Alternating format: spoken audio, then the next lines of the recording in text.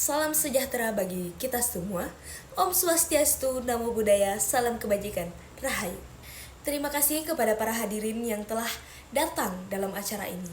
Saya sangat mengapresiasi kehadiran Anda karena telah menumbuhkan semangat saya untuk berpidato di pagi hari yang cerah ini.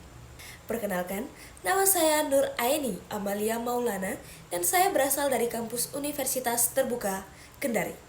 Biasanya, kalau perkenalan seperti ini, saya paling takut kalau tiba-tiba ada yang nyeletuk, coba sebutkan hobi dan cita-cita. Karena jujur, kadang cita-cita saya berubah sesuai kondisi dompet. Teman-teman, sebelum memulai saya mau tes sedikit nih.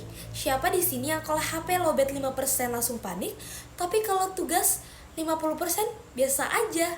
Nah, berarti kita memang ada di generasi yang sama. Teman-teman sekalian, kita hidup di masa di mana komunikasi digital sudah menjadi bagian dari rutinitas sehari-hari. Bahkan, ada yang mungkin membuka WhatsApp lebih sering daripada membuka buku pelajaran.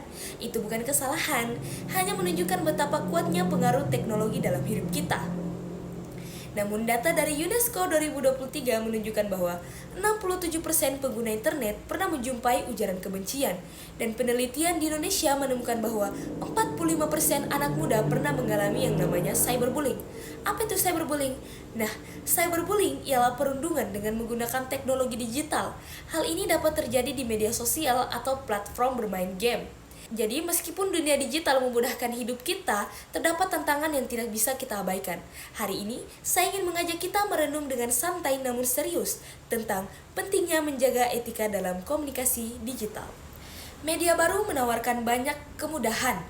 Kita bisa berkomunikasi lebih cepat, lebih luas, dan lebih bebas. Namun, kebebasan tersebut juga menuntut kedewasaan. Seperti kata orang, kedewasaan tanpa tanggung jawab hanya akan menghasilkan kekacauan.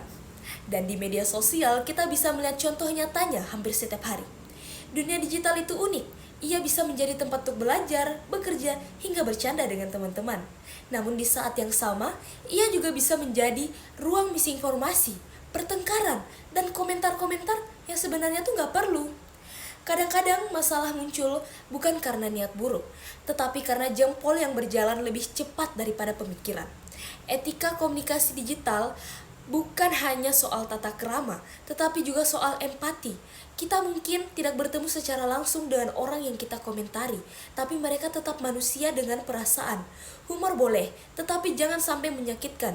Kritik juga boleh, tetapi harus tetap santun. Dan yang paling penting, jangan mudah terprovokasi oleh judul berita yang terlalu dramatis, karena seringkali dramanya melebihi isi beritanya. Dengan lebih dari 143 juta pengguna media sosial di Indonesia, menurut Statista 2025, dunia digital kita ibarat kota besar yang tidak pernah tidur. Jika semua orang berbicara tanpa etika, bayangkan betapa bisingnya kota itu. Oleh karena itu, penguasaan etika digital adalah bentuk kontribusi kita menjaga ruang publik tetap nyaman, baik bagi diri sendiri maupun orang lain.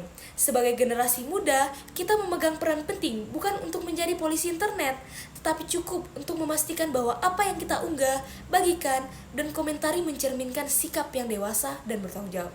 Humor boleh hadir, tetapi biarlah humor yang cerdas, bukan humor yang mencederai. Sebelum menutup pidato saya hari ini, saya ingin menyampaikan sesuatu kepada teman-teman sekalian. Menjaga etika komunikasi di dunia digital bukan hanya kewajiban sosial, tetapi juga bentuk penghargaan terhadap diri kita sendiri. Apa yang kita tulis di internet seringkali menetap lebih lama dari apa yang kita bayangkan. Bahkan kadang-kadang lebih lama daripada niat kita untuk menghapusnya.